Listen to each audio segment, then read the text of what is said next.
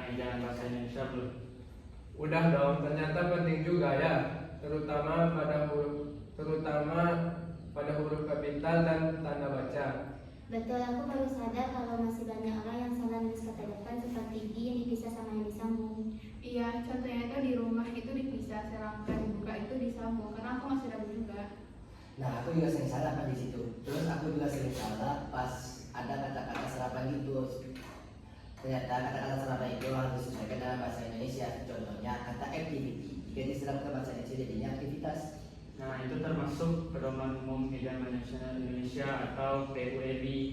Dulu namanya EED, sekarang udah ganti. Tapi kayaknya banyak yang menyebutnya dengan EYD ya. Iya, tetapi istilah resminya itu kredit, tetapi intinya tetap sama. Aku bingung dengan perusahaan kata depan akhir dan dari itu dipisah semua ya. Ya, betul itu. Kata ke Bandung atau dari sekolah itu menunjukkan sebuah lokasi atau tempat. Sedangkan kata kepada dan daripada itu bukan menunjukkan sebuah lokasi atau tempat.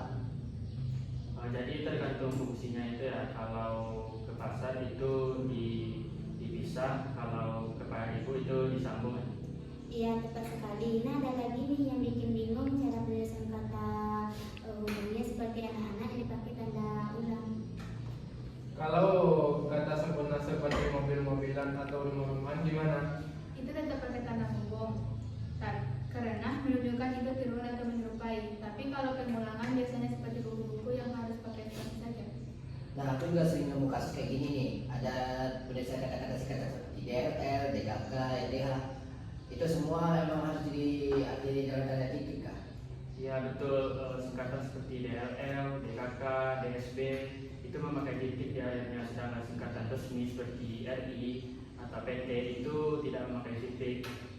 Oh ya, jangan juga lupa ya cara penulisan angka dan bilangan seperti angka 10 ditulis dengan huruf seperti dua orang, sedangkan lebih dari 10 ditulis dengan angka huruf 15 orang. Tapi kalau di awal kalimat harus pakai huruf semua ya. Contohnya 20 siswa mengikuti lomba. Benar banget. Nah, terus bagaimana dengan penulisan gelar? Kadang ada yang salah tulis kayak DR itu untuk dokter dan DR itu untuk dokter. Nah, jadi gini perbedaannya. Kalau menunjukkan sebuah gelar S3 atau dokter, penulisan DR itu ditulis dengan huruf D besar. Sedangkan untuk penulisan DR untuk profesi seperti dokter, itu ditulis dengan huruf D kecil. Kita harus sering latihan menulis sesuai ejaan bahasa Indonesia nih. Seperti kita bermedia sosial, mulai dari nulis caption.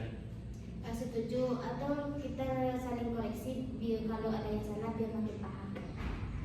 Bagaimana kalau kita bikin kuis kecil-kecilan tentang ejaan biar lebih seru dan sekaligus belajar? Wah, ide bagus. Aku mau nyoba buat soalnya. Wah, aku juga ikutan dong, nanti kita bahas bareng-bareng lagi ya. Setuju.